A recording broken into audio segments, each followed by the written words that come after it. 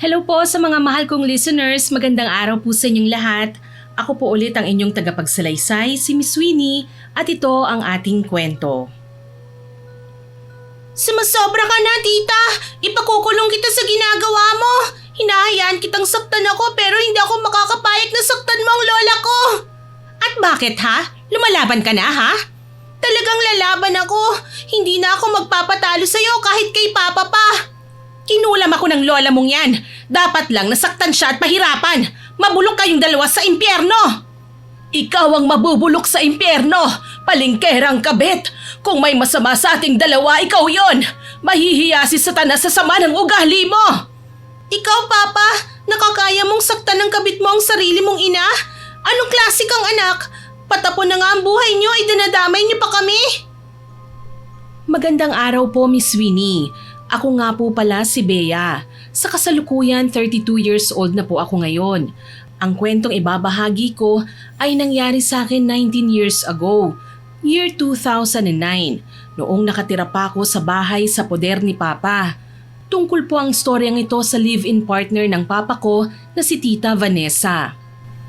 Bilisan mo nga ang kilos, Bea. Magbubukas tayo ng tindahan. Kapag nagbagal ka ng kilos, mauunahan tayo sa mga customer ng tindera ditong mga buwakaw. Opo, tita. Huwag kang ang hikab ng hikab dyan. Aray, tita. Ang sakit naman po ng sabunot nyo. Parang naalog ang utak ko Mas masasaktan ka pa kung hindi ka kikilos. Nakakasira ka ng araw. Malas yang paghikab-hikab mo Imbis na papasok ang grasya, lumalabas pa. Lintik ka talagang bata ka. Pasensya na po, tita.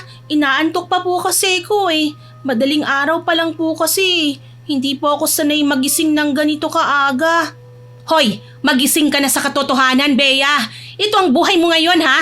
Hindi ka na mayaman kagaya noon. Ganito mabuhay ang mga hindi pinanganak na may gintong kutsara sa bibig. Bakit po ba nyo kailangan magbukas ng maaga? Yan bang utak mo ginagamit mo pa, ha? Abay, gamit-gamitin mo naman. Nangangalawang na yan Malamang, kailangan natin na maagang magtrabaho. Binabayaran tayo para magtrabaho at makarami ng benta. Paano tayo kikita kung pabagal-bagal tayong magtinda? Bilisan mo na nga dyan. Mag-display ka na ng mga isda.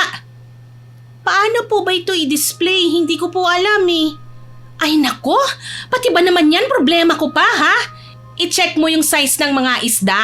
Dapat magkakapareho yan para iisa lang ang presyo. Itutumpok mo sa gilid yung mga galunggong na hindi maayos ang itsura. Mabebenta pa natin yan. Laman tiyan din yan At itong tilapia, 20 yan per kilo ha? Yan ang i-display mo dyan. Doon mo ilagay sa gilid at lagyan mo nitong tag. Etong bangus naman dito sa bandang gitna. Tita, meron po ba kayong gloves? Malansa po kasi kakapit po ang amoy sa kamay ko. Ay, animal ka. Natural malansa yan. Isda yan Hindi ka talaga nag-iisip Wala kang gloves dito. Ang arte-arte nito. Magtrabaho ka na nga lang dyan. Kami nga walang gloves Nakita mo ba ha? Hindi ka naman kagandahan, nagre-reklamo ka pa. Hindi ko alam ang gagawin ko kung paano ko aayusin ang panindang isda. Nagulat pa ako dahil pinakuha niya sa akin ng mga buhay na tilapia na lumalangoy sa banyera. Nag-alangan akong hulihin yon pero mapapagalitan na naman ako kung hindi. Paglagay ko sa itaas ay nagtalunan ng mga isda. Nataranta ako dahil hindi ko alam kung anong unang dadamputin. Isa pa naaawa ako sa mga isda Pero dahil utos ni tita, wala naman akong magawa. Kada magkakamali ako ay nagagawa niya akong saktan. Sinama niya ako sa palengke para raw matuto akong magtinda ng isda at tumulong sa kanya para itaguyod ang pamilya namin. Wala kasi kaming maaasahan sa papa ko na nalulong sa sugal at bisyo. Maalwan ang buhay namin noon, Miss Winnie. Sa katunayan, may malaki kaming grocery store, may stable ding trabaho ang papa ko noon. Yun nga lang, simula nang iwan kami ni Mami, parang tumigil din ang buhay ni Papa hanggang sa nakilala niya si Tita Vanessa. Naubos sa pagbabayad ng utang, pagsusugal at luho nila Papa at Tita Vanessa ang pera namin. Bahay na lang ang natira sa amin kaya heto, dumating kami sa punto na kailangan namin gawin ang mga bagay na hindi namin kinalakihan. Vanessa, naku, bumalik ka na pala. Bakit parang gulat ka pa, Aling Chiki? Anong nakakagulat doon? Wala naman. Ang sabi mo kasi hindi ka nababalik sa pagtitinda eh. Sabi mo maalwan na ang buhay mo. Baka gusto ko lang magtrabaho, te. Baka na-miss ko yung amoy isda. Obvious ba? Kailangan ko pang ispell ang nangyari, ha? Sure naman akong nabalitaan nyo na. Nagmamaang-maangan pa kayo. Bakit bang sama ng tabas ng dila mo? Nagtatanong lang naman ako Hay nako, Aling Chiki. Alam ko na yung galawan yung mga chismosa. Kunwari concerned kayo pero sumasagap lang talaga kayo ng balita. Umalis na nga kayo rito. Binibwisit nyo lang ang tindahan ko eh. Mamaya hindi pa kami makabenta ng dahil sa'yo eh. Ang sungit mo talaga. Bahala ka na nga. Umalis na nga kasi kayo. Ang dami mo ring satsat eh. Kapag minalas ang tindahan, ikaw talaga ang sisisihin ko. Napatingin ako kay Aling Chiki. Nakita kong sumama ang tingin niya kay Tita Vanessa bago inasikaso ang kanyang mga paninda. Magkatabi lang sila ng pwesto kaya dinig na dinig niya ang mga pangiinsulto sa kanya ni Tita. Nagkatinginan kami ni Aling Chiki at nginitian niya lang ako kaya ngumiti na rin ako. Tinuruan ako ni Tita kung paano maglinis ng isda pero kahit anong gawin ko hindi ako matuto. Ay Diyos ko, Bea! Pabagal ka naman ng pabagal eh! Kanina ka pa nagkakaliskis at nagtatanggal ng hasang ng isda dyan Wala na bang ibabagal yan ha? Baka meron pa. Pasensya na po, tita. Hindi po talaga ako marunong eh. Anak ng tokwa, tinuruan na kita hindi ba? Hindi ka pa rin ba natututo? Kapiraso na nga lang yung utak mo, hindi mo pa magamit ng tama. Tita, hindi naman po talaga ako marunong nito eh. Anong gagawin mo ngayon ha? Kung hindi ka marunong? Natural pag-aralan mo. Bilisan mo na. Kanina pa naghihintay ang mga customer Napakawalang kwenta mo. Anong gagawin mo dito? Display ka lang ha? Hoy, hindi ko kailangan ng muse sa tindahan ha? Halos gusto ko nang umiyak habang sinusubukang tanggalin ang hasang ng isda. First time ko palang itong gagawin. Hindi nga alam ni Lola na sumama ako sa kanya kaya magugulat yon kapag nakita na wala ako. Ay, diring-dire! Bilisan mo na! Tinuruan na kita! Hindi mo pa rin kaya? Anak ng... Ay nako! Bakit ka pa ba nabuhay? Wala ka naman palang magandang dulot! Aray po! Ay, katanga mo talaga! Sarili mo na nga lang hindi mo iniingatan! Hindi mo ba magawa? Ayan, nahiwa ka tuloy! Tita, nasugatan po ako. Muntik na pong mahiwa ang daliri ko. Oo, may mata ako. Nakita ko talaga ang katangahan mo. Anong gusto mong gawin ko? Mag-hysterical ha? Takot po ako sa dugo eh. Ang arte-arte mo? Puro dugo na nga yung mga isda, hindi ka naman natatakot. Iba po kasi kapag dugo na ng tao eh. Alam mo, ang dami mong dahilan.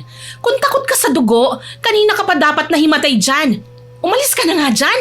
Peste ka talaga. Alam mo, malas ka sa buhay ko eh. Utos ko na, gawa ko pa. Ay nako talaga naman. Napapatanong na lang ako sa isip ko kung bakit ako pumasok sa ganitong sitwasyon. Bakit ako kumuha ng bato na ipinupukpok ko sa ulo ko? Hoy ate, wag mong salatin at pindut-pindutin yung tinda naming isda. Hindi yan keypad ng cellphone ano? Ano ka nagdadayal? Alisin mo nga yung kamay mo. Mamaya mabilasa pa yung isda ko. Ano ba? Bibili ka ba o ano? Muntik na akong mahimatay dahil sa dugo na lumalabas sa sugat ko. Kumuha na lang ako ng bimpo at itinapal sa nasugatan kong daliri. Hindi ako sanay sa trabaho, Miss Winnie. Sa katunayan, may mga katulong kami noon sa bahay. Pero ngayon wala na kaming choice kundi ang kumilos para sa sarili namin. Panay ang salita ni Tita Vanessa habang nag-aasikaso ng customers. Maya-maya, nakapamewang siyang humarap sa akin. Nakataas ang kanyang kaliwang kilay na kasing nipis ng pasensya niya. Hoy, ikaw! Hindi kita dinala rito para maglaro ng tanga-tangahan ha? Dinala kita rito para matuto kang magtrabaho. Pasensya na po tita. Hindi ko po talaga alam yan eh. Kailan ka pa ba matututo? Kapag 40 ka na ha? Ganon? Hoy, hindi ka na mayaman ha, Inday?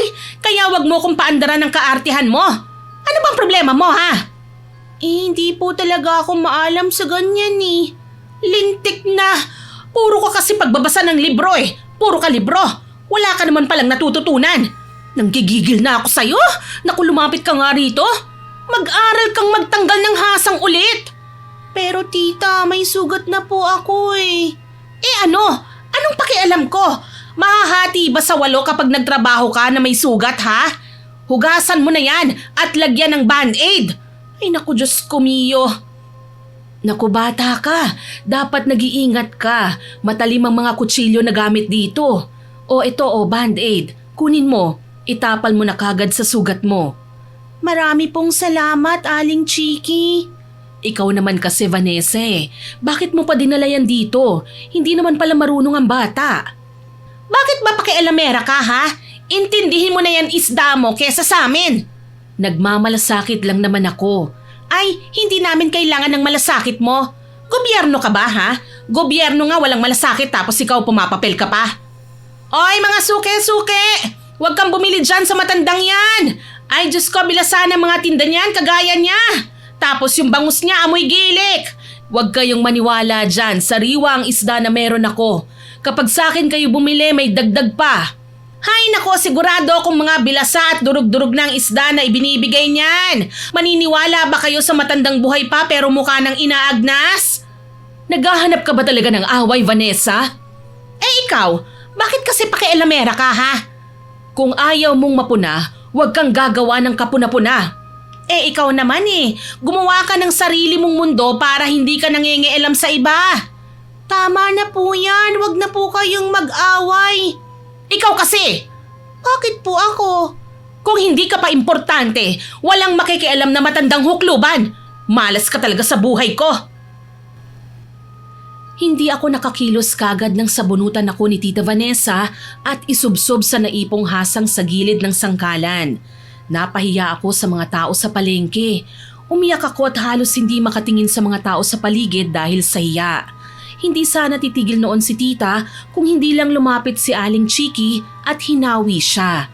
Nagbatuhan sila ng isda at gumawa ng eksena sa palengke.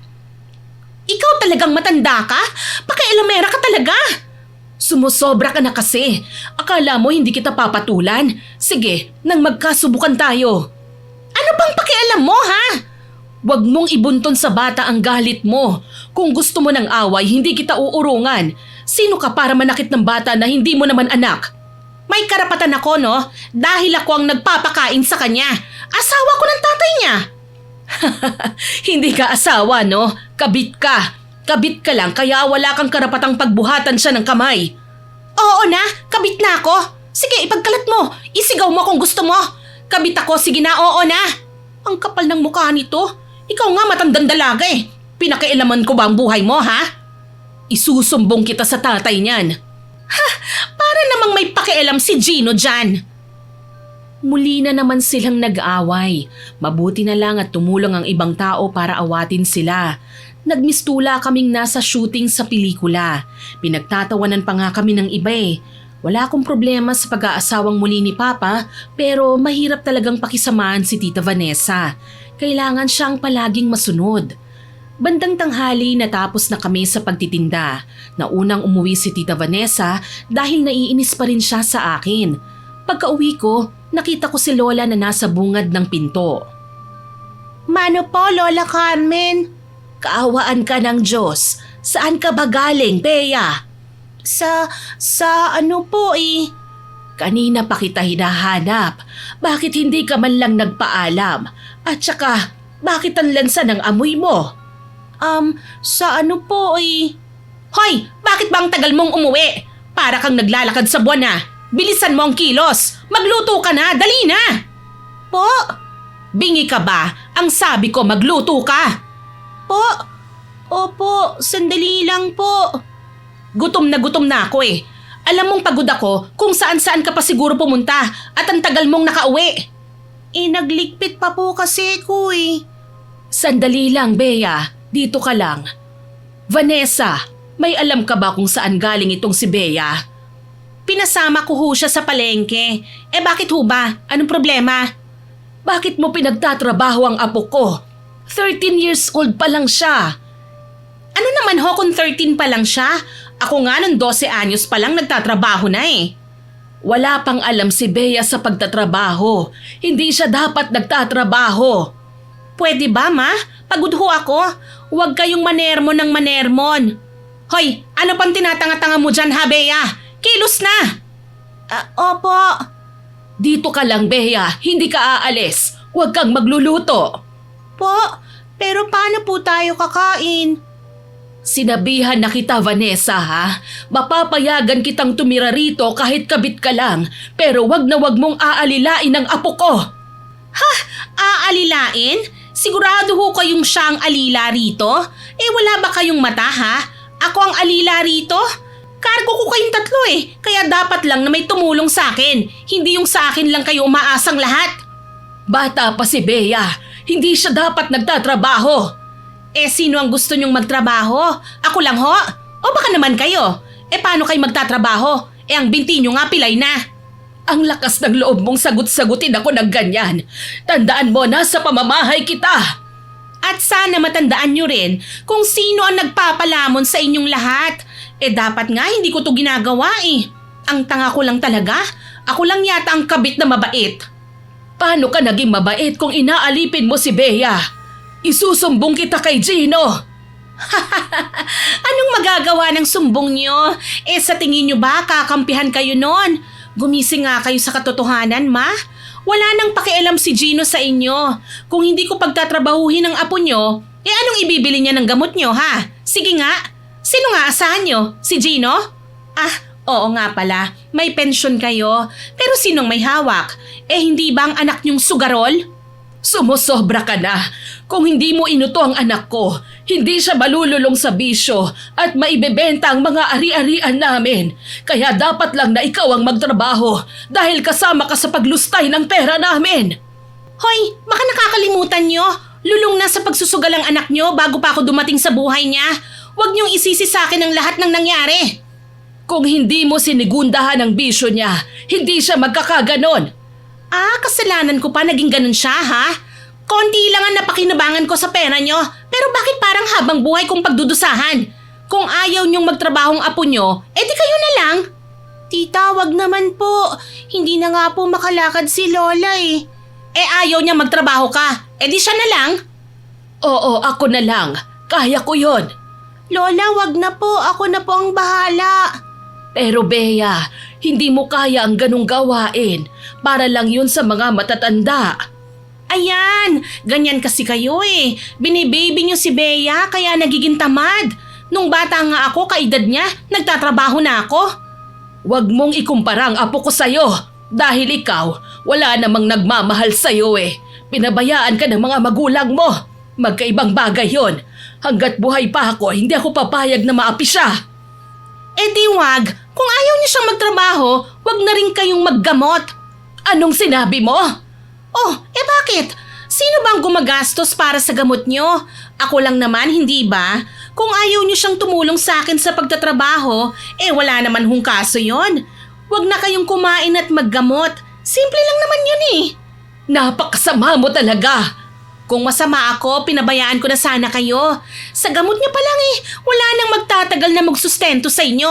Bakit hindi niyo kasi payuhan yung anak niyong magaling? Magtrabaho na kamo siya nang hindi ako ang sumasalo sa problema niyo. Hiwalayan mo na lang ang anak ko kung ayaw mong makisama sa amin at sumalo sa mga problema niya. Bakit natigilan ka? Ayaw mo? Kasi nakikinabang ka. Lahat ng mamahalin mong gamit dahil lang sa anak ko. Huwag kayong mag-alala. Aalis ako rito. Maghintay lang kayo, ha? Kapag umalis ako, malalaman yung hindi nyo na kayang mabuhay kapag wala ako. Makakaya namin kahit wala ka. Tama na po yan. Huwag na po kayong mag-away, Lola, Tita. Ikaw kasi. Aray ko, Tita, ang buhok ko po. Tama na po. Ang sakit na po. Huwag mong sabunutan ang apo ko. Lola, tama na po. Huwag niyo na po siyang patulan. Magluto ka na nga lang at magsaing. Wala ka nang ginawa sa palengke. Magbubuhay prinsesa ka pa pag-uwi. Opo, ito na po. Magluluto na po ako. Umiiyak akong sumunod sa utos ni tita. Dati lola ko ang nagluluto pero nang dahil sa pagkadulas niya sa banyo, napilay ang binti niya. Dahil sa katandaan, hindi yun kagad gumaling kaya kailangan niyang gumamit ng wheelchair.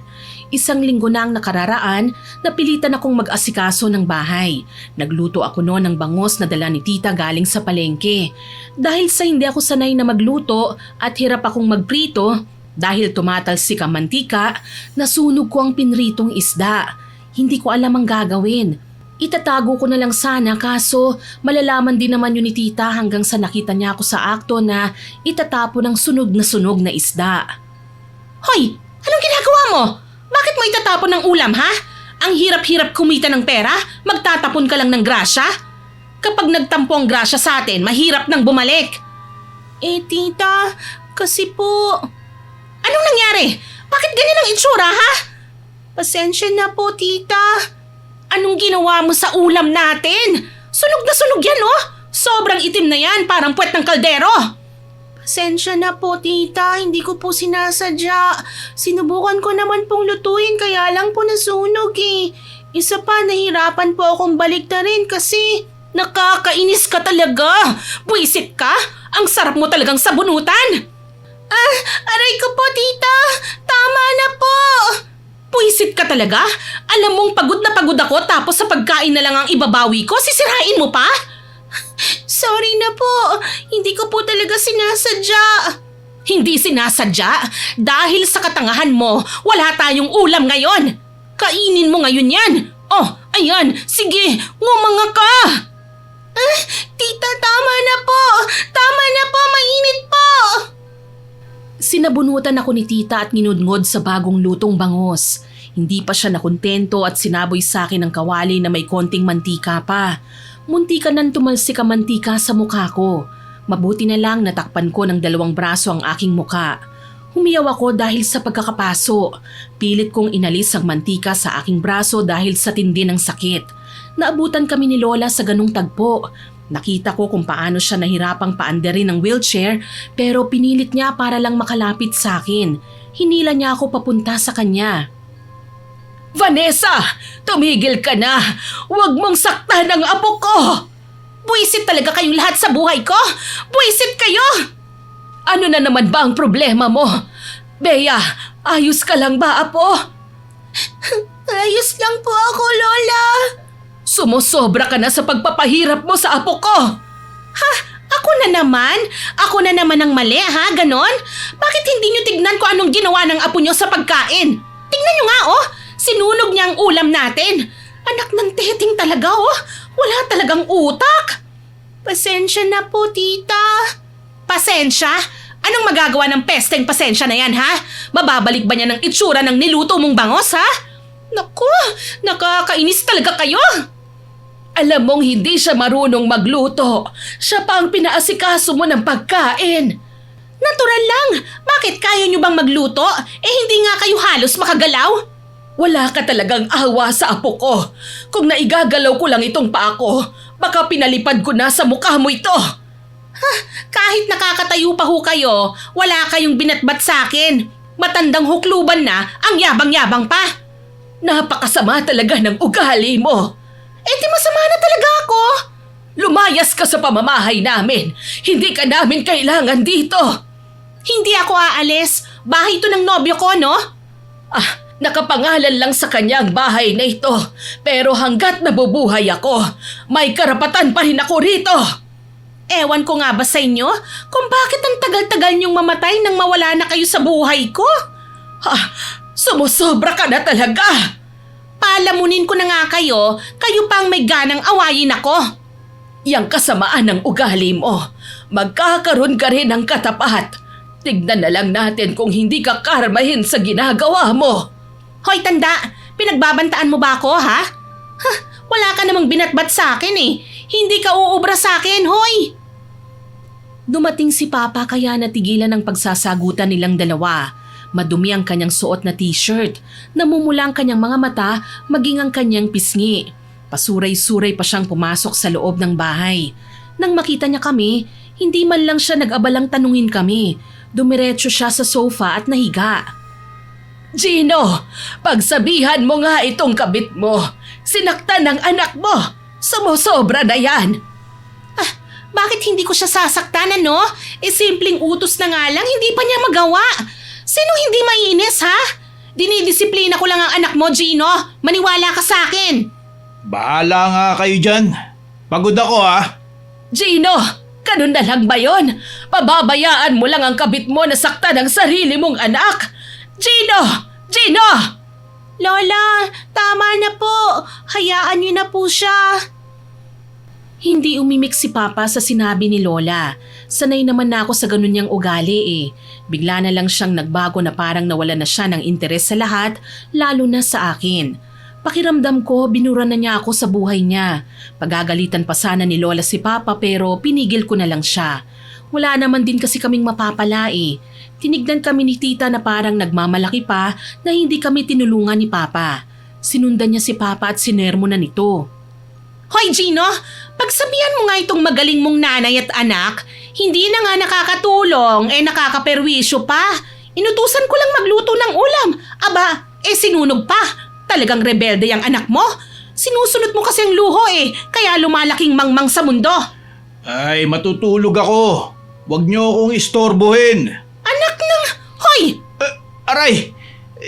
Bakit ka ba namamalo ng hangir? May gana ka pa talagang magtanong ha? Nagsasalita ako rito, hindi mo pala ako pinakikinggan. Ano ba yan? Ang baho mo pa. Maligo ka na nga ron bago ka humiga dyan.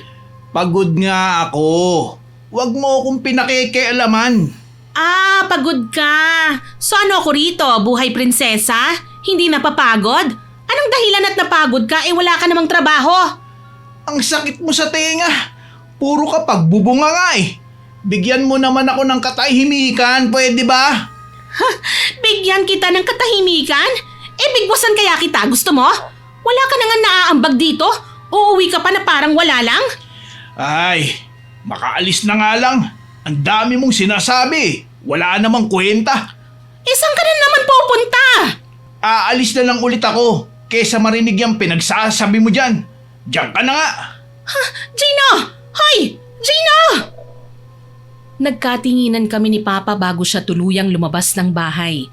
Doon ko na-realize na totoo palang wala na talaga kaming halaga sa kanya. Sarili na lang niya ang kanyang iniisip. Wala na rin siyang pakialam kung awayin kami ni Tita o hindi. Sa inis din ni Tita sa nangyari, nagdadadabog siyang pumasok sa kwarto at hindi na lang kumain. Samantalang ako naman, hinugasan sa running water ang paso ko sa braso. Napapapikit pa ako sa sobrang hapdi. Napaiyak ako sa nangyari pero huminto na lang ako nang marinig ko si Lola na itinulak ang wheelchair papalapit sa akin. Ayos ka lang ba ha, Apo? Ayos lang po ako, Lola. Dako, nalapnos ka pala. Hindi ko yan napansin Ang babaeng yun talaga ang hilig manakit. Palagi ka na lang sinasaktan. Okay lang po ako, Lola. Ako rin naman po ang may kasalanan Sumusobra na talaga siya. Kung makasumbat akala mo kung sino. Ano bang alam mo sa pagluluto? Bata ka pa, hindi ka rin sanay sa mga ganitong bagay kaya bakit ikaw ang inuutusan niya? Hindi na lang siya magkusa sa sarili niya. Tama na po, Lola. Huwag na po tayong magsisihan. Kasalanan ko rin naman po At saka tama naman po si Tita. Siya na lang po ang nagtatrabaho para sa atin. Pagod lang po siya. Marami rin kasi kaming ginawa sa palengke Kahit pa kasalanan mo man o hindi, wala siyang karapatan na pagbuhatan ka ng kamay. Kinagaya ka niya sa edad niya. Magkaiba naman kayo. Ewan ko ba kung saan nakuha ng papa mo ang babaeng yan. Naiintindihan ko naman po siya. Kung tutuusin nga po, dapat tayong nakakaunawa sa kanya Mahirap pong magtrabaho. Naranasan ko po kanina yun. Maaga pa lang dapat bukas ng tindahan. Ilang oras na nakatayo tapos nagtatrabaho. Bakit ka nga pala sumama sa kanya? Hindi ba kabilin-bilinan kung wag kang sasama? Aalilain ka lang yan Tignan mo tuloy ang nangyari sa'yo. Hindi ko po siya matanggihan, Lola. Isa pa, wala rin naman po akong ginagawa. Dapat ang ginagawa mo ngayon mag-aral ka. Kung hindi lang nalulung sa bisyo ang papa mo, hindi mo kailangang huminto sa pag-aaral. Ayos lang po, Lola. Babalik na lang po ako kung sakaling magkaroon na tayo ng sapat na pera. Ay, may araw din talaga ang babaeng yan. Hindi ko kayang makita kang sinasaktan. Ire-report ko siya sa barangay. Tama na po, Lola. Wag na po natin itong palakihin pa. Hindi pwede, Bea. Menor de edad ka pa lang, pinagtatrabaho ka niya at sinasaktan pa. Kalabisan na yan. Lola, kung isusumbong po natin siya, paano naman po si Papa? Baka malungkot siya. At saka tama naman po siya eh. Siya ang nagtatrabaho para sa atin. Balang araw, may karma talaga yung Vanessa na yan. Kapag nangyari yon, ako ang unang matutuwa. Lola naman, hindi po ba masama ang humiling ng ikapapahamak ng iba? Pabayaan na lang po natin siya. Ikaw kasing bata ka eh. Sobrang bait mo, kaya ka naaagrabyado. Lola, kayo po ang nagsabi na huwag magtanim ng sama ng loob at maging mabuting tao. Sinusunod ko lang naman po ang utos niyo eh. Pero sumobra ka naman sa pagiging mabuti. Ayos lang po yan, Lola. Sandali lang po ah. Aasikasuhin ko lang po ito para makakain na rin po tayo. Hintayin mo lang, Bea. Balang araw, magmamakaawa siya sa atin, luluhod at gagapang siya sa sakit. Hindi ko na lang pinansin ang sinabi ni Lola. Bata pa ako noon at wala sa isip ko na nagtanim siya ng sama ng loob dahil sa trato sa amin ni Tita Vanessa. Kung tutuusin, naiintindihan ko naman po si Tita eh. Sino ba naman ang matutuwa kung naghahanap buhay ka para sa mga taong hindi mo naman kaano-ano? Pero naiintindihan ko rin si Lola dahil wala rin namang karapatan si Tita na saktan kami at tratuhin ng ganon na parang mga alipin niya. Pwede naman talaga siyang umalis kung ayaw niyang makasama kami. Ganun lang kasimple yun. Kinabukasan nagising ako para maghanda sa pagpasok pero pinigilan niya ako. Oy, saan ka pupunta? Sasama po sa inyo. Ay nako, hindi na muna. May ipagagawa ko sa'yo. Ano po yun? Nakikita mo ba yung mga nakatambak na damit, ha? Opo. Oh, ano kayang gagawin natin dyan, ha? Hindi ko po alam. Nasaan ba talagang utak mo? Nasa talampakan? Ano po bang gagawin doon? Di malamang labhan mo. Po? Hindi po ba wala po tayong washing machine na ibenta nyo na? Di kusutin mo. Gamitin mo nga yung malakandila mong kamay para maglaba. Ay Diyos ko, hindi ko alam kung saan ka pinaglihi ng nanay mo. Kaya ka siguro iniwan dahil sa mangmang ka. Tapusin mo yan ha, maglaba ka. Tita, wala po tayong sabon eh. Di gumawa ka ng paraan para makabili ng sabon. Wala akong pera rito. Kung gusto mo, manghingi ka ng pera sa papa mo. Balita ko, nanalo yan sa pagsusugal eh. Ubusin mo lahat ng labahin ha. Wala kang ititira. Gusto ko pag uwi ko mamaya, nakasampay na ang mga damit ko. Ingatan mo yon, mahal ang bili ko ron. Pero tita, hindi po ako marunong maglaba. Bakit ba lahat ng problema ako dapat ang aayos? May utak ka naman. Sayang ang pagpapaaral sa'yo kung hindi mo yan gagamitin. Nasayang lang ang pagpapaaral sa'yo. Sige na, aalis na ako. Pero tita, paano kung hindi ako bigyan ni Papa ng pambili ng sabon? Ay, peste ka talaga, oo. Ayan, 50. Ibili mo ng sabon at pampabango sa damit, ha? Opo, sige po. Wala na akong nagawa kung hindi ang sundin ang utos niya. Bumili ako ng sabon nang makitang may bukas na tindahan. Hindi ko alam kung anong dapat unahin basta kumuha ko ng damit at nilagay sa planggana na may tubig at sabon. Hindi ko naman alam na kailangan pang ihiwalay ang puti sa dekolor. Walang nagturo sa akin ng ganon eh. Isa pa, tulog pang lola ko. Kaya nang magising siya, pinakain ko siya at tinulungang makaupo sa wheelchair. Nagising na rin noon si Papa at nagkape. Hindi niya kami iniimik. Parang hindi niya kami nakikita. Mabuti pa nga ang mga multo eh. Nagpaparamdam, pero siya hindi. Bakit ikaw ang naglalaba, Apo? Wala naman din pong maglalaba para sa atin eh. Sugat-sugat na ang kamay mo. Baka allergic ka sa sabon, Apo. Huwag mo nang ituloy yan. Kapag hindi ko po tinuloy, ako na naman po ang pagagalitan ni tita. Isa pa, mga damit naman po natin yan eh. Gino, tulungan mo naman ang anak mo. Kung nakagagalaw lang ako ng maayos, wala sanang problema. Ako ang gagawa niyan para sa kanya. Lola, wag na po. Kaya ko naman po eh. Ay, bakit ba? Ang ingay nyo na naman dyan eh. Wala ka na ba talagang pakialam sa anak mo, ha? Sinasaktan at inaapi na siya ng kabit mo pero parang wala lang din sa'yo. Kayo naman, siya ang pinaglalaban ng mga damit natin. Ang dami niya, no? Ano naman kung maglaba siya?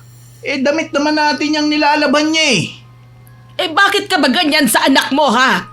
Tinuturuan lang si Bea na maglaba. Ano bang masama ron? Anong masama? Sinasaktan ng anak mo at pinahihirapan. Ang sabi sa akin ni Vanessa, tinuturuan niya lang si Bea para matuto sa gawaing bahay.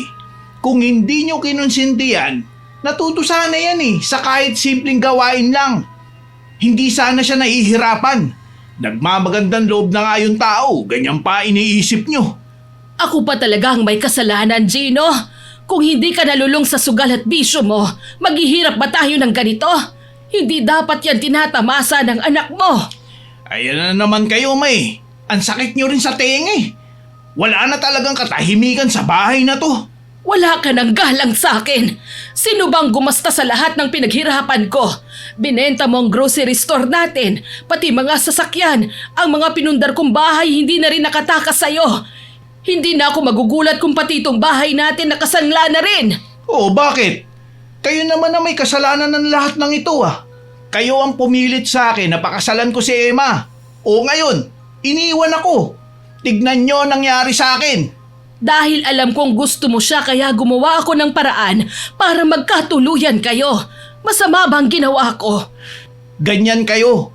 Sinisisi nyo sa akin ng mga bagay na kayo naman talaga may gawa. Ano bang sinasabi mo? Ay, bahala na nga kayo dyan. Sinisisi mo ba ako dahil iniwan ka ng asawa mo?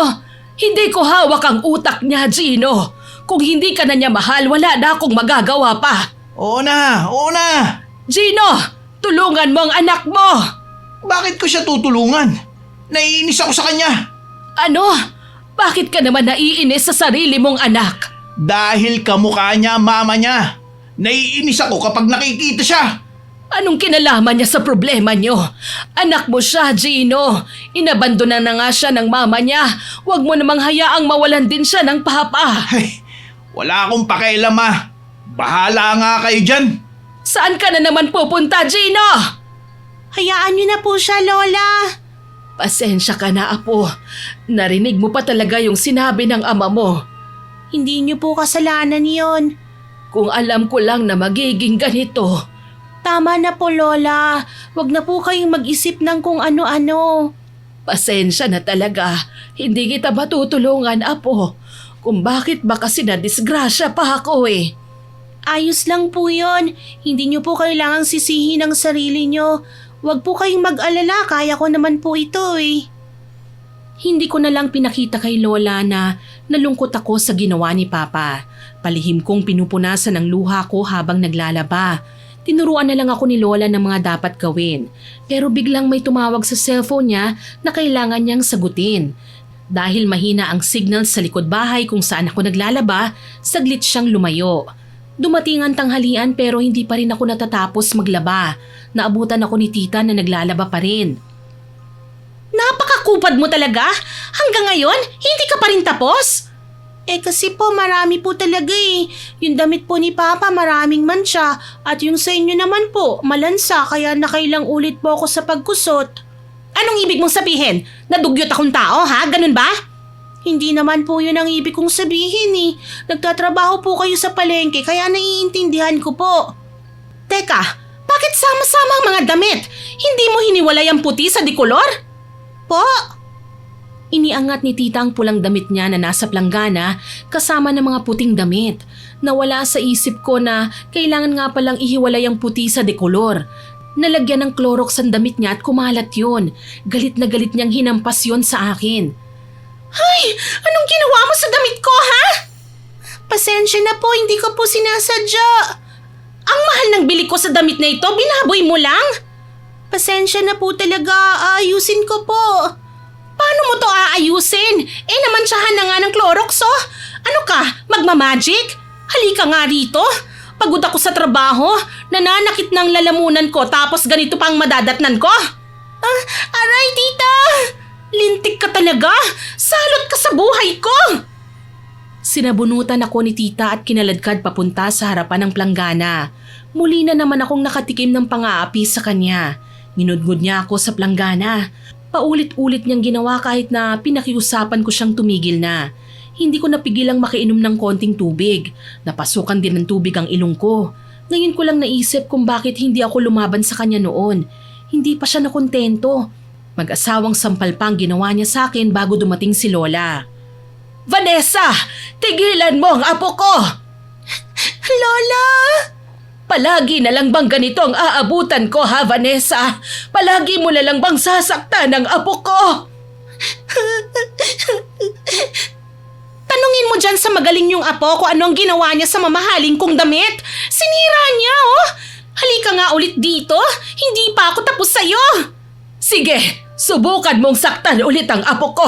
Talagang ipababarangay na kita. Wala ka talagang awa. Tignan na lang natin kung anong gawin sa'yo ng barangay. Hoy, tanda! Hindi ako natatakot sa mga sinasabi mo.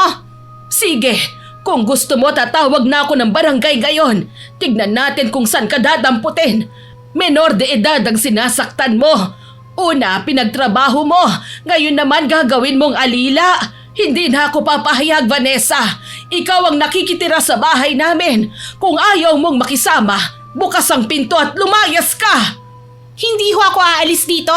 Bahay ito ni Gino at ako ang kinakasama niya. Kung nasan siya, nandun din ako.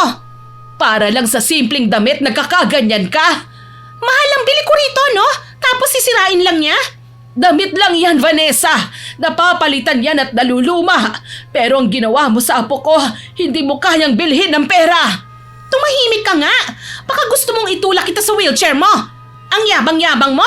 May kapansanan ka naman? Eh di itulak mo. Sino bang tinatakot mo, ha? Hindi na ako natatakot sa'yo. Sampid ka lang dito. Akala mo kung sino ka na? Tandaan mo ito, Vanessa. Kung ano ang itinanim mo, siya rin ang aanihin mo. Balang araw pagsisisihan mo ang ginawa mo. Manahimik ka. Huwag mo nga akong patawanin. Natigil lang ang pagdidiskusyon nila nang dumating si Papa. Gaya ng dati, umuwi lang siya para kumain o matulog. Hindi niya kami pinansin. Natigil si Tita Vanessa nang tawagin siya ni Papa at pumasok sila sa loob ng bahay. Napayakap ako noon kay Lola sa sobrang takot. Kinabukasan nagulat ako nang malaman na hindi pala nakapasok si Tita. Narinig ko na lang siya na sinisigaw ang pangalan ko. Nang pumasok ako sa loob, naabutan ko siyang nakahiga sa kwarto. Nanginginig siya at parang lamig na lamig. Antok na antok pa ako noon dahil anong oras na ako natapos sa paglalaba. Kuhanan mo nga ako ng kumot. Kumot po? Bungol ka ba talaga, ha? Ang sabi ko nga kumot. Bilisan mo nga. Opo. Kunin mo dyan sa drawer. Kumuha ka ng 3. Dalian mo. Ilalamig ako. Opo, eto na po. Kumukuha na po. Mabilis akong pumunta sa drawer para kumuha ng mga kumot. Halos hindi ako maganda o gaga dahil sinisigawan pa niya ako. Nang makakuha nga ako ng kumot, inutusan niya akong balutin siya. Nakita kong namumutla siya. Yung mga mata niya, malamlam at maitim ang paligid ng mata. Meron siyang maliliit na kagat sa braso. Tinignan ko rin ang leeg niya. Nakita kong kulay violet yon na parang sinakal siya. Ha? Ano pong nangyari sa inyo, tita? May sumakal po ba sa inyo? Hindi ko alam. Tawagin mo ang papa mo. Sabihin mo may sakit ako. Pero wala po si papa eh. E di hanapin mo siya. Puntahan mo siya kung saan man siya lupalo pumunta. Kamo may sakit ako. Hindi ko po alam kung saan siya hahanapin eh. Pero susubukan ko po.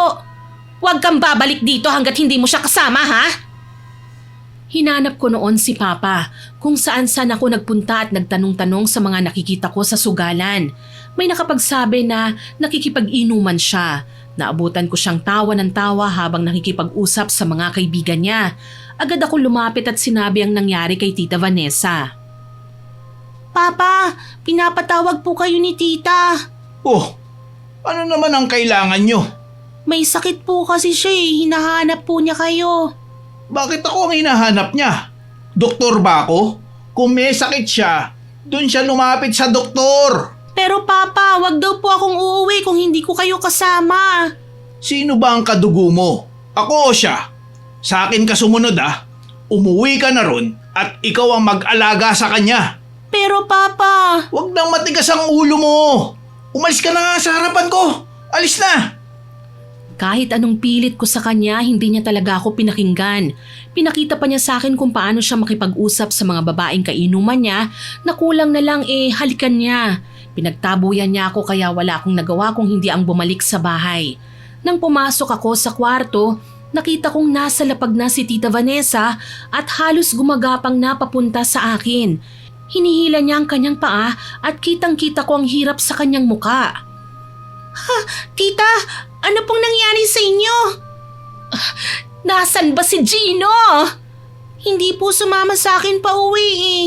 Hindi ba sinabi ko sa'yo sunduin mo? Hindi ka talaga sumusunod sa akin. Eh kasi po ayaw talagang makinig sa akin ni Papa eh. Ang lalaking yon, wala na talagang pakialam sa akin. Tulungan ko na po kayong tumayo. Huwag mo nga akong hawakan. Puntahan mo si Gino. Sabihin mo, dalhin niya ako sa ospital. Pero po, Bilisan mo na! Huwag mo siyang sundin, Bea. Lola, tulungan po natin si Tita Vanessa. Kanina inaapoy po siya ng lagnat eh. Si Papa po ayaw namang sumama sa akin kahit sinabi ko na ang kalagayan ni Tita. Ano pang hinihintay mo? Tawagin mo na ulit! Dito ka lang, Bea. Huwag mo siyang susundin. Bilisan mo na! Hindi ko na maigalaw ang mga binti ko. Hindi ako makalakad. Sige na, inuutusan kita, Bea. Dalian mo na! Hindi mo pag-aari ang apo ko. Wala kang karapatang utusan siya. Hindi ka makalakad, ha? Baka karma mo na yan. Anong pakiramdam ng hindi nagagamit ang mga binti, ha? Ikaw? Ikaw ang may gawa nito, no? Wala akong kinalaman sa sakit mo. Baka karma mo na talaga yan. May ginawa ka, no? Ang sakit ng tiyan ko. Wala akong ginawa sa'yo. Naka-wheelchair na nga ako, hindi ba? Paano pa ako makakakilos? Tita, baka po may kinain lang po kayo o baka napagod po kayo. Tulungan ko na po kayong tumayo. Hindi ka ba talaga nakikinig? Sinabi kong tawagin mo ng papa mo. Huwag kang susunod, Bea. Pabayaan mo siya. Hindi niya kailangan ng tulong natin. Pero Lola, halika, magluto ka na lang ng pagkain natin. Mga wala talaga kayong kwenta. Sigurado kung may kinalaman ka sa nangyari sa akin, matandang hukloban ka. Hindi na bale, kaya kong sarili ko. Pero kayo, hindi nyo kaya nang wala ako. Kahit naaawa ako noon kay Tita Vanessa, hindi ko siya magawang tulungan. Natatakot ako kay Lola eh. Ayoko siyang sinusuway lalo na ang araw na yon. Kakaiba siyang tumingin kay Tita at parang may alam siya sa nangyayari na hindi niya sinasabi. Dinig na dinig ko ang sigaw ni Tita Vanessa habang gumagapang siya palabas ng kwarto. Nakita ko ang pagngisi ni Lola na parang natutuwa siya sa sinapit ni Tita. Lola, hindi po ba natin siya tutulungan? Nahihirapan na po siya eh. Bakit natin tutulungan ng taong masama ang ugali, Apo? Pabayaan mo siya. Pero Lola, pabayaan mo siya hanggat hindi niya natututunan na manghingi ng tulong sa maayos na paraan. Bea, siya ang nakikituloy sa atin. Hindi dapat siyang nagmamalaki. paano po kung may mangyari sa kanya? Basta, sumunod ka sa utos ko. Natahimik ako nang mapasigaw si Lola. Galit talaga siya kay Tita Vanessa at kaya niya hindi ito tinulungan kahit gumagapang na ito. Napatingin ako kay Tita. Hindi ko namalayan na nakalabas na pala siya ng bahay. Pero nakarinig na lang ako ng kalabog kaya kaagad akong lumabas. Naabutan ko siyang sumisigaw at hindi makagalaw. Nakadapa siya sa may pintuan. Agad ko siyang nilapitan. Mabuti na lang dumating si Papa. Naabutan niya sa ganoong posisyon si Tita kaya naman binuhat niya pabalik sa loob ng kwarto. Nanghingi ng tubig si Tita kaya nagmamadali akong kumuha sa kusina tsaka pinainom ko sa kanya. Bakit ngayon ka lang, Gino? Kanina pa kita pinapatawag sa anak mo, ha? Amoy alak ka pa. Nagkasiyahan dun eh. Birthday ni Mang Isko kaya hindi ako makatanggi. Inuna mo pa yung birthday kesa sa akin? Hindi ka na naawa? Wala ka na ba talagang pagpapahalaga sa akin, ha? Puro ka naman drama eh. Nandito na nga ako, di ba? Ano pang kailangan mo? Papa, kanina pa po mataas ang lagnat niya.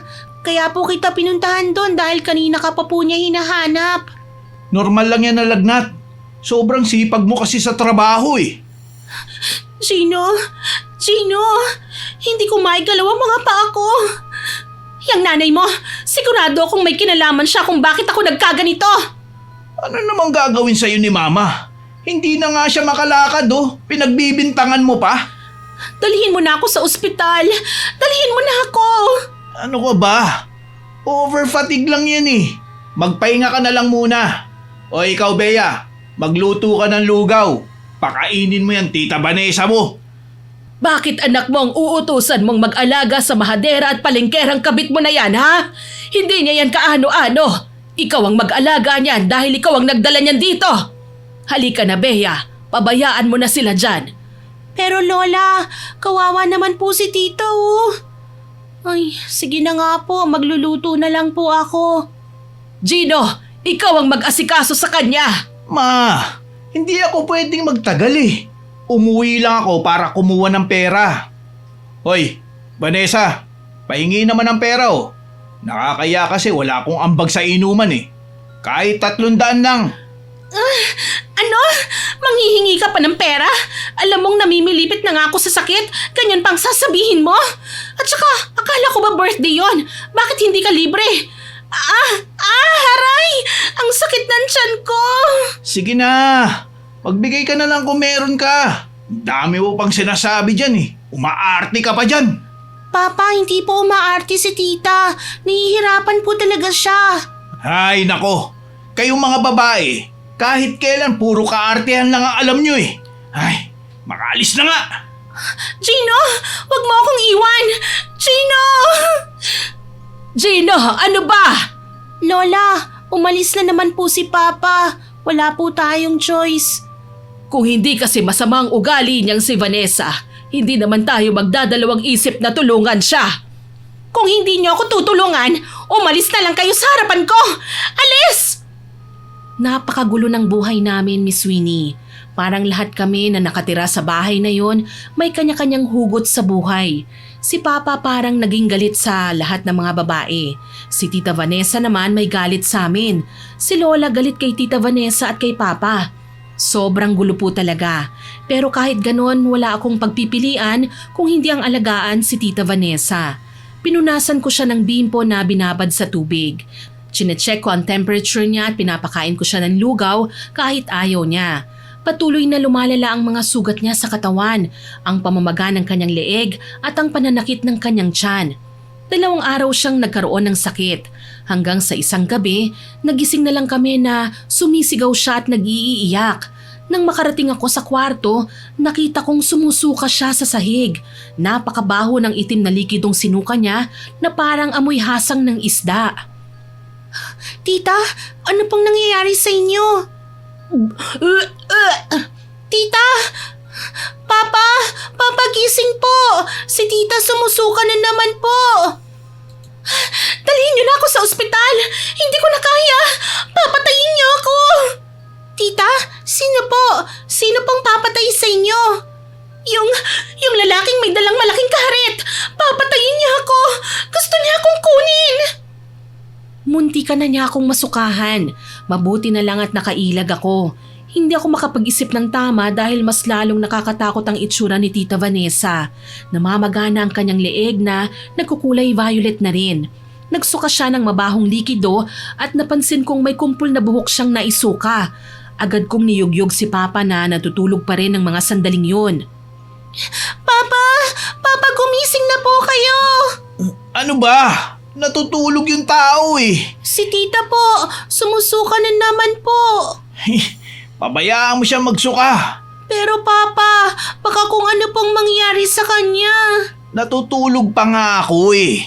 Mamaya na, uho pa rin yan. Baka mamatay po siya kung hindi niyo siya aasikasuhin. Kailangan pa po ba naming mawala lahat sa buhay niyo para lang makabalik kayo sa dating kayo? Papa, pagod na po akong intindihin kayo. Kung ayaw niyo na po kay Tita, tulungan mo na lang po siya ngayon. Kapag gumaling siya, tsaka kayo maghiwalay. Kaya ka siguro iniwan ni Mama dahil pabaya ka eh. Huwag mo akong pinagsasalitaan ng ganyan ah. Anak lang kita. Opo, anak niyo nga lang po ako. Pero mas mabuti pa ako. May paki sa kabit niyo. Hindi tulad niyo na ginagawa lang siyang display sa bahay para lang matustusan ang bisyo niyo. Tulong! Tulong, Gino! Papatayin niya ako! Papatayin niya ako! Nandiyan na siya! Ang sakit ng katawan ko!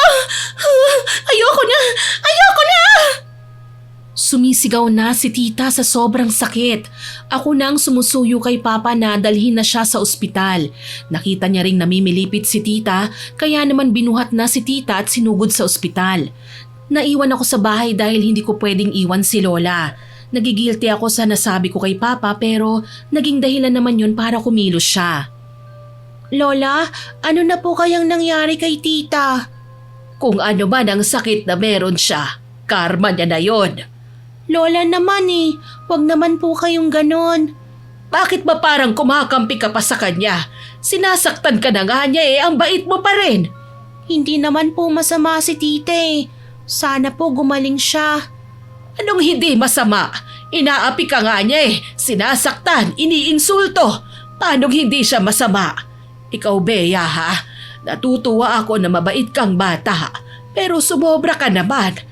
Dapat alam mo rin kung kailan ka magiging mabait at kung kailan hindi para hindi ka aabusuhin ng mga tao sa paligid mo. Lola, naniniwala po ako na hindi masama ang mga tao. Sadyang hindi lang po natin sila binibigyan ng pagkakataong intindihin. Tulad po ni tita, alam ko pong galing siya sa broken family at maaga siyang naging breadwinner. Kaya po siguro siya ganon. Ang mga kagaya niya, hindi kailangang intindihin. Masama ang ugali niya. Mabuti nga sa kanyang magkasakit. Lola!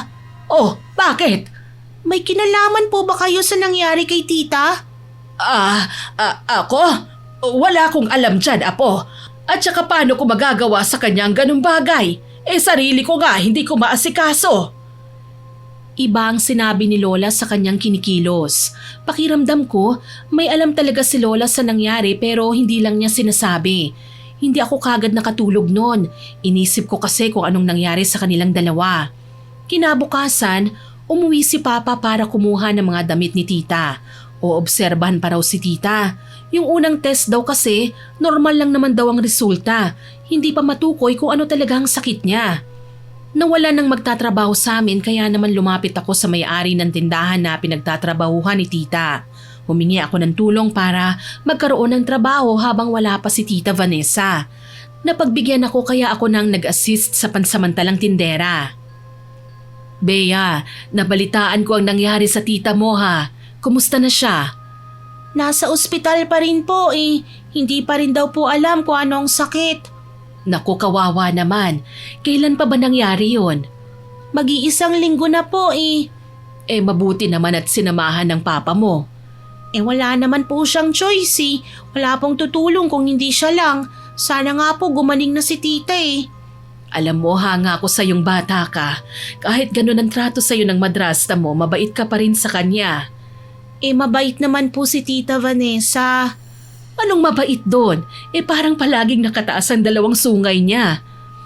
Kung hindi po siya mabait, dapat matagal na po niya kaming iniwan. Pero nasa bahay pa rin po siya. Nagtatrabaho para sa mga taong hindi naman po niya kaano-ano. Siya pa nga po ang bumibili sa mga gamot ni Lola pati nga po sa bisyo ni Papa Hindi ko rin maintindihan ng papa mo kung bakit nagkabisyo siya. Wala na nga kayong makain gastador pa. Hay naku bata ka, ang komplikado ng buhay mo. Kaya nga po Basta Bea, kapag nangailangan ka ng tulong, huwag kang mag-aalinlangan na lumapit sa akin ha. Tutulungan kita. Talaga po?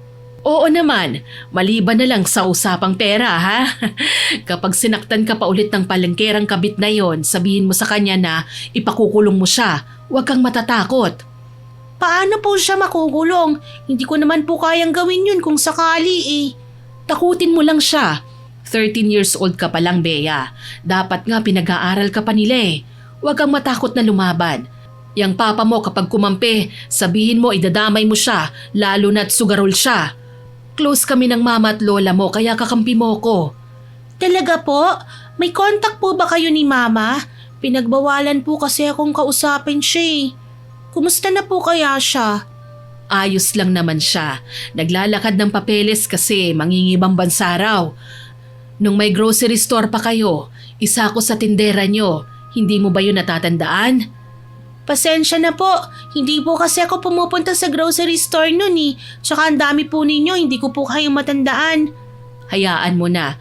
Basta kapag nangailangan ka ng tulong, lumapit ka sa akin ha. Yung bahay namin katabi lang ng dating grocery store nyo. Kilala ko ang lola mo. May kontak kami. Pwede rin kitang tulungan para makapunta ka sa mama mo. Ha? Talaga po? Oo, sabi ko naman sa'yo magkakilala kami. Alam mo namang balak kang kunin ng mama mo, hindi ba? Natatakot lang siya sa lola at papa mo. Kapag pumayag ka, kukunin ka nun.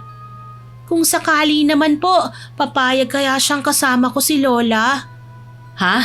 Yun lang ang hindi natin alam. Kasi di ba nga galit ang lola mo sa kanya? Sige po, Aling Chiki. Maraming salamat po. Nagpasalamat ako kay Aling Chiki. Alam kong concern lang siya sa akin, lalo pat nakita niyang pang-aabuso sa akin ni Tita Vanessa. Nang makauwi ako, nagulat ako dahil umuwi na pala sina Papa at Tita. Doon ko nalaman na nagpauwi na si Tita dahil hindi naman daw bumubuti ang kalagayan niya doon sa loob ng ospital. Lalo lang daw siyang nangihina nang makita niyang billing nila kaya nagdesisyon siyang umuwi. Hindi ko mapigilang maawa sa itsura ni Tita. Ang laki ng bukol niya sa leeg. Ang mga binti niya pumayat na rin at parang wala ng lakas para maglakad. Merong mga kagat at peklat si Tita sa kanyang dalawang braso. Narinig ko silang nagtatalo ni Papa kaya sumilip ako. Wala ka talagang pakialam sa akin. Alam mong may sakit na nga ako eh. Pero lalo mo pang pinalalala. Ano bang sinasabi mo ha? Alam mo ang sinasabi ko, imbis na ipambayad mo ang pera na inutang ko sa amo ko, winaldas mo lang sa kasusugal. Hindi ka na naawa sa kalagayan ko. Eh okay ka naman kasi. Ewan ko ba sa'yo at nag-iinarte ka? Ano bang nangyayari dito? Yang magaling yung anak ang tanungin nyo. Halos mabaliw na ako kakaisip kung paano ko gagaling. Tapos, gagastusin lang niya ang pera sa sugal? Mabuti na lang mabait ang kapitan natin at tinulungan tayong maglakad ng papeles para makalabas ako at mailakad sa gobyerno ang bill ko. Eh yun naman ang mahalaga ron, di ba? Ang makalabas ka. Kaya nga nilapitan ko si Kap para tulungan tayo. Wala naman kasing nakitang mali sa mga lab test mo eh. Pag-iinarte mo lang talaga yung sakit mo. Pag-iinarte? Gagapang ba ako sa sahig kung kaya ko namang tumayo? Sumusobra ka na, Gino ah. Kapag gumaling ako, maghiwalay na tayo. Eh di maghiwalay. Sino bang tinakot mo? Hindi ko rin kasi maintindihan kung bakit sinisiksik mo pa ang sarili mo rito eh. Wala ka talagang utang na loob. Matapos kong magtrabaho at buhayin ng pamilya mo na dapat ikaw ang gumagawa, ganyan pang sasabihin mo? Tita, tama na po. Baka lalo lang po kayong magkasakit. Alam niyo ba kung bakit ko pinagsisiksikan ang sarili ko rito? Dahil ayokong magayang magiging anak ko sa kinalakihan kong buhay. Ayoko maging broken family siya kaya kahit mahirap, makikisama ako. Ganun ako magmahal. Ano ka mo?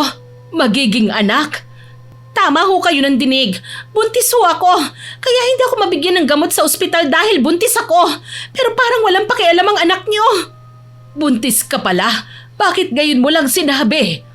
Wala naman talaga akong balak sabihin eh. Napilitan lang ako dahil sa walang kwentang lalaki na to. Hinahayaan mo akong bumuhay sa pamilya mo na dapat ikaw ang gumagawa. Kung sawa ka na sa buhay mo, masawa na kami sa'yo. Hindi na kita kilala, Gino. Nagbago ka na. Isang tao lang ang nawala sa'yo pero parang nawalan ka ng pag-asang mabuhay. Hindi ko alam kung paano ka pinalaki ng magulang mo, pero napakawalang kwenta mo. Tita, magpahinga na po muna kayo. Alam nyo, mga salot talaga kayo sa buhay ko. Sa tingin ko nga, kayo ang dahilan ng pagkakasakit ko eh. Baka pinakulam nyo na ako o kaya pinabarang. Ganyan pa rin ang ugali mo kahit na nahihirapan ka na. Pinipilit mo pa rin talaga ang gusto mo. Bakit? Totoo naman ah. Akala nyo hindi ko alam? Gusto nyo akong pahirapan para magmakaawa sa inyo? Pwes, hindi mangyayari yon kahit ikamatay ko pa. Hindi ko alam kung anong ugali ang meron ka at nagagawa mo pang magmalaki. Wala akong kinalaman sa sakit mo. Kahit masama ang loob ko sa'yo, hindi ko magagawang manakit ng kapwa. Wala namang basehan niyang sinasabi mo, Vanessa eh. Sa oras lang na malaman ko kung sino ang nanakit sa akin, humanda kayo. Kapag namatay ang bata sa sinapupunan ko, hinding-hindi ko kayo mapapatawad.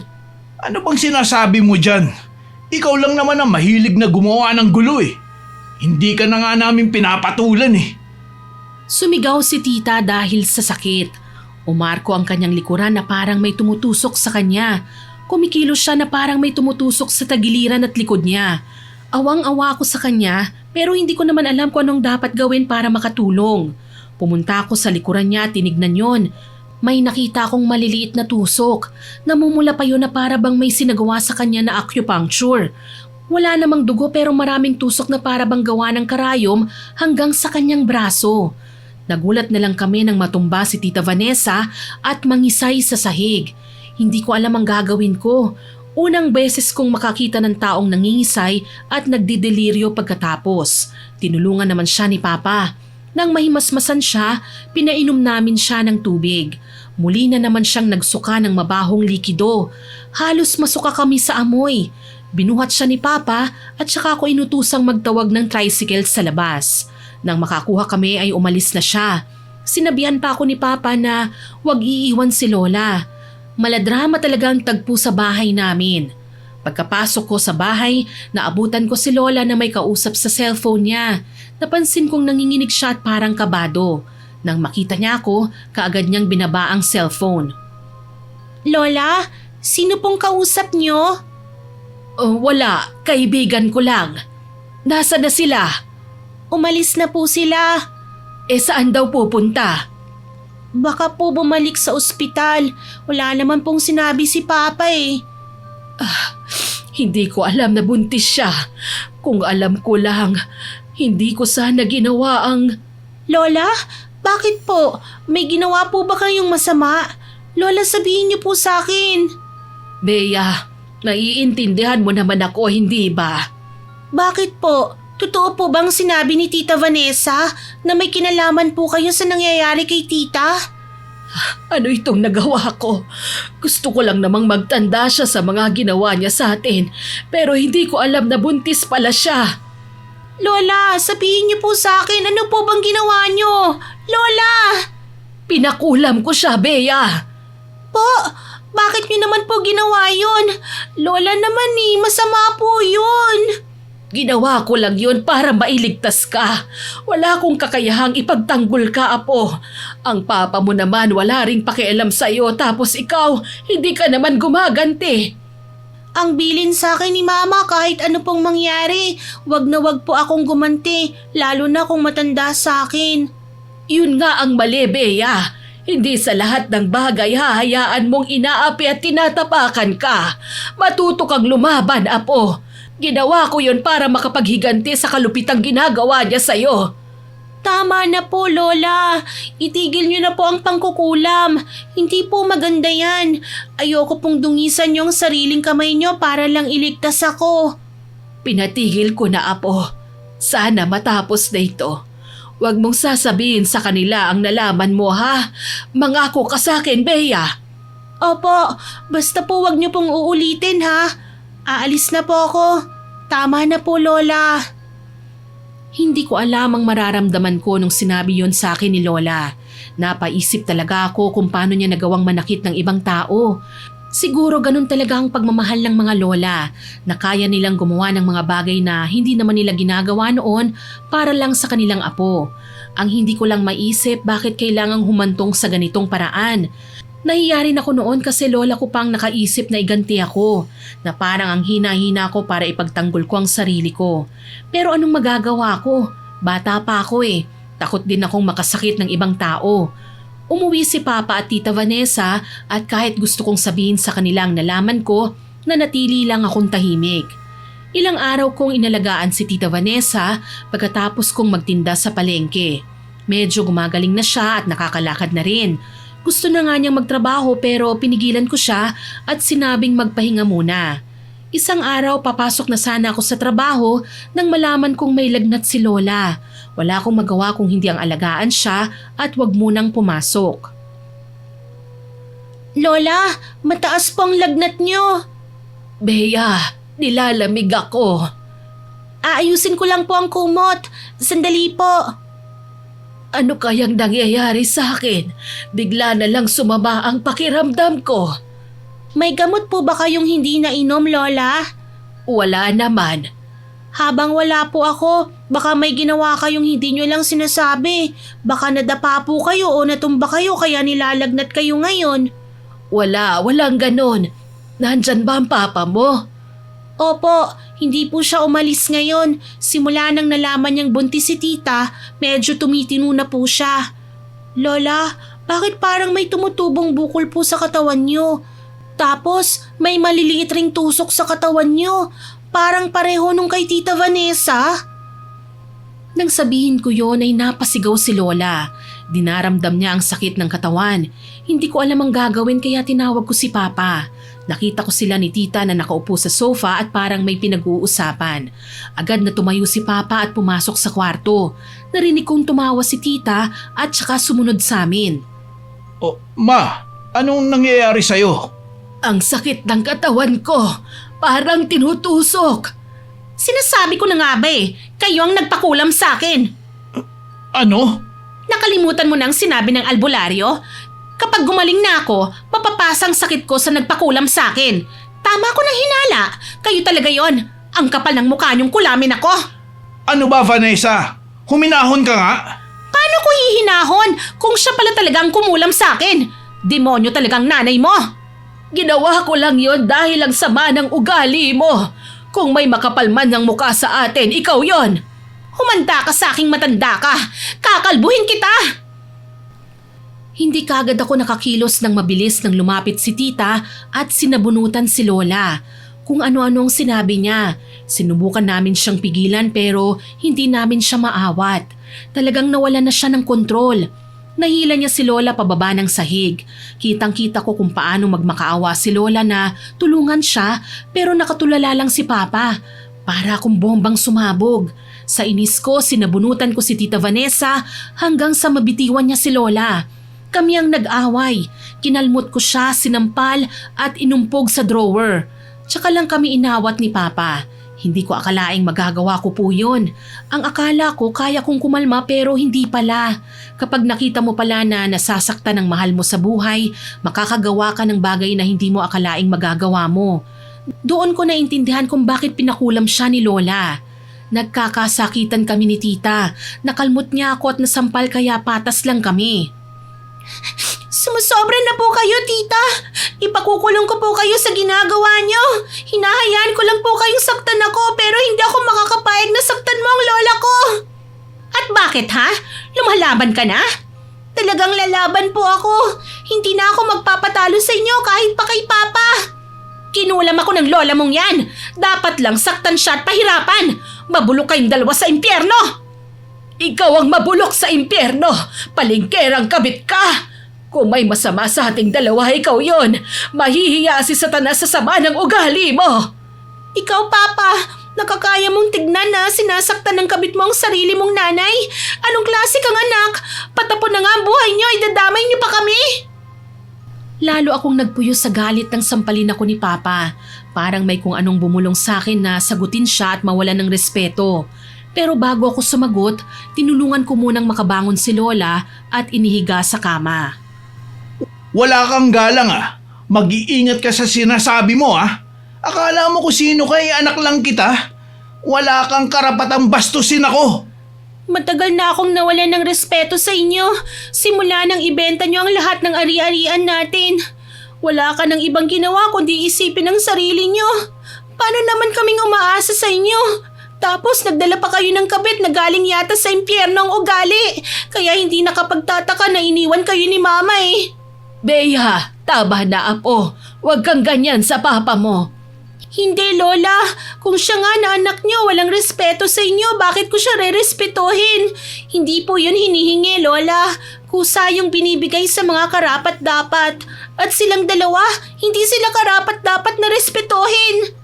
Aba, talagang humanda ka sa akin. Sige, saktan niyo ako. Kapag sinaktan niyo pa ako, sisiguraduhin kong makukulong kayo. Tingnan mo ang anak mo, Gino. Tinuruang maging masama ng lola niya. Hindi ko na po palalampasin to. Hinahayaan ko kayong saktan ako kasi naiintindihan kita, tita. Pero sumusobra na po kayo. Kung pati ang lola ko, sasaktan niyo pa rin. Siya na una Pinakulam niya ako. Anong gusto mong gawin ko, ha? Magbulag-bulagan? Kayo po ang problema, tita. Kayo po. Kayong mga matatandang walang pinagkatandaan. Akala niyo palagi kayong tama. Halika na, Vanessa. Lumabas na tayo. Ay, hindi. Gusto ng anak mo ng away? Hindi ako atras. Ano, Bea? Hirap na hirap ng lola mo, no? Kasi sinabi ko sa albularyo na ibalik niya ang kulam sa taong nangulam sa akin. Mararamdaman niya ang mga naranasan ko. Wala talaga kayong kasing sama. Hindi na kayo magbabago. Kahit nakulam na nga kayo, wala pa rin sa inyo. Grabe ang kakapalan ng mukha nyo. Magsama kayong dalawa. Isang palingkeran na hindi mahal ng pamilya at isang lalaking walang direksyon ng buhay. Bagay na bagay kayo. Tumigil ka na, Bea. Kung hindi, makakatikim ka sa akin. Hindi na po ako natatakot sa inyo. Subukan niyo ba akong pagbuhatan ng kamay? Talagang ipakukulong ko kayo. Lola, alis na po tayo. Oy, teka. Saan kayo pupunta, ha? Bakit po kayo nagtatanong? Wala naman po kayong pakialam sa amin, hindi ba? Kami na ang bahala sa sarili namin. Bumalik na kayo sa makasarili niyong mundo. Si mama lang nang iwan sa inyo pero ganun din ang ginawa niyo sa akin. Wala kayong kwentang ama. Kahit anak, wala kayong kwenta. Nakita niyong may sakit na si Lola pero wala kayong ginagawa. Masama ang loob na umalis ako kasama si Lola. Hindi na nila ako napigilan dahil kada pigil nila, nagwawala ako. Hinahagis ko ang mga bagay na makita ko para hindi sila makalapit. Dinala ko si Lola sa bahay ni Aling Chiki. Gulat na gulat siya nang makita kami at kinuwento ko sa kanya ang nangyari. Pinatuloy niya kami at saka nagpatawag si Aling Chiki ng albularyo. Ilang minuto pa dumating ang albularyo at ginamot si Lola. Tinanggal nito ang kulam at nagkaroon daw sila ng komunikasyon nang nagbalik ng kulam para maputol ang sumpa. Nagpasalamat kami sa albularyo. Si Aling Chiki naman nagbigay ng bayad. Nagkwentuhan sila ni Lola at doon namin nalaman na may kaibigan palang mangkukulam si Lola kaya pinakulam niya si Tita. Kaya lang natalo ito ng albularyong gumamot kay Tita Vanessa kaya bumalik sa kanya ang kulam. Ma'am Carmen naman kasi, may ibang paraan naman po para maghiganti. Bakit naman kulam pang naisip nyo? Huwag mo na akong tawaging ma'am, hindi na kita empleyado. Kahit pa ma'am, nasanay na po ako sa ganun ang tawag ko sa inyo eh. Mahadera talaga ang manugang nyong hilaw. Kinulam na nga lahat hindi pa rin nadala. Kaya nga hindi ko na alam ang gagawin ko. Ituloy nyo na ho ang pagpapabarangay sa kanila. Kung hindi sila madadala sa kulam, baka sa batas manginig siya. Aling Chiki, maraming salamat po sa tulong nyo ha.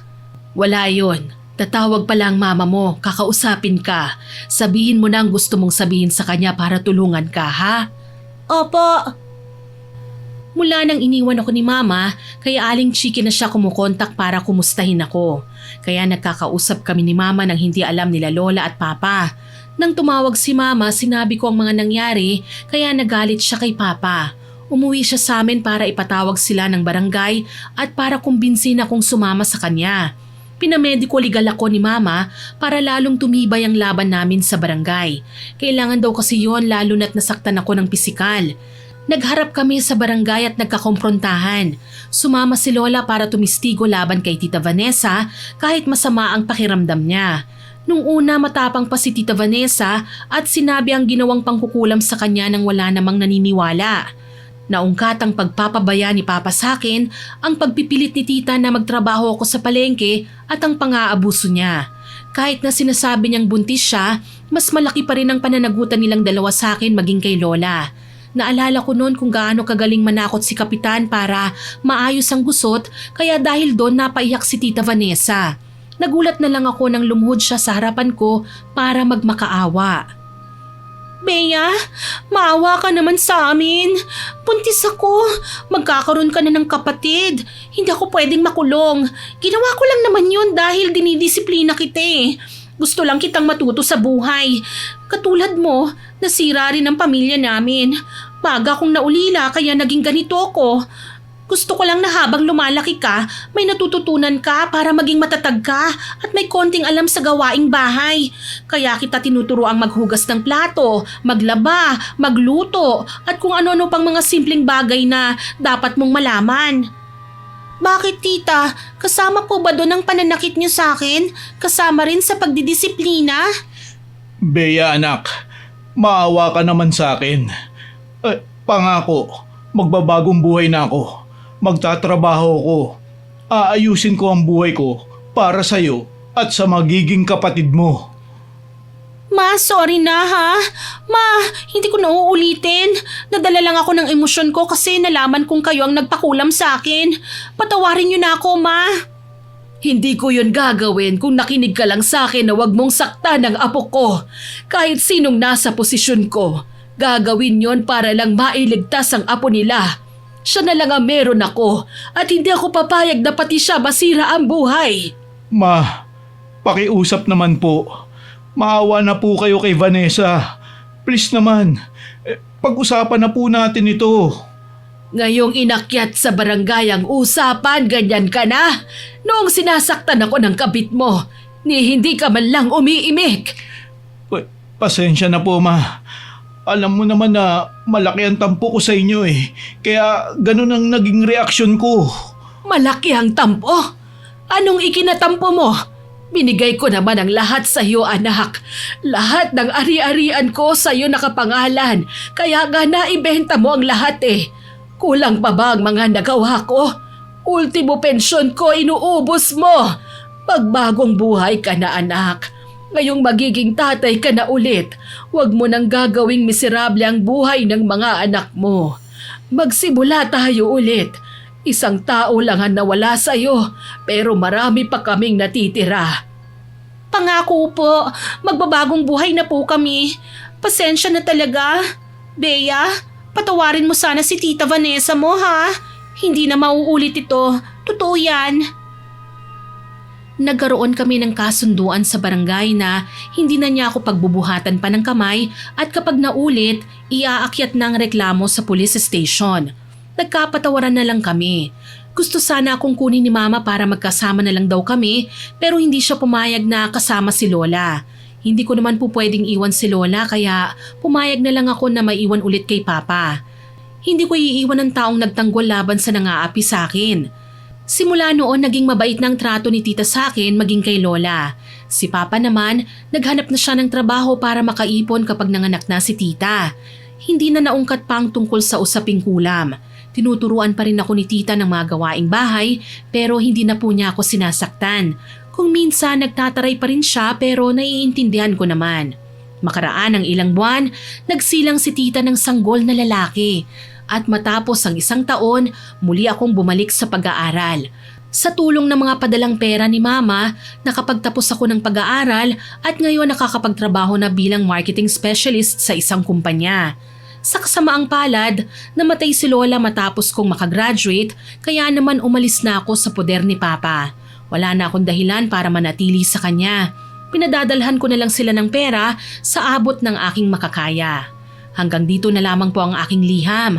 Sana kapulutan po ng aral ng mga listeners nyo ang aking ibinahaging kwento. Ang inyong masugid na tagapakinig, Bea. Maraming salamat po sa inyong lahat na nakinig sa ating kwento. Abangan nyo pa po sana mga susunod nating stories ha. At huwag kalilimutang mag-subscribe, like, share and comment sa mga stories natin. Para po mabilis nyong makita kung may bago tayong upload, pindutin nyo lang po ang notification bell para lagi kayong updated. Aasahan ko pa rin po ang inyong suporta ha. Ang goal po natin maka 100k subscribers po tayo. Syempre sa tulong po ninyo. Muli ako po si Miss Winnie at kasama ko pa rin po si Sir John. Salamat po sa pakikinig ninyo. Nagpapasalamat po kami sa inyong walang sawang pakikinig at pagsuporta. God bless po sa ating lahat.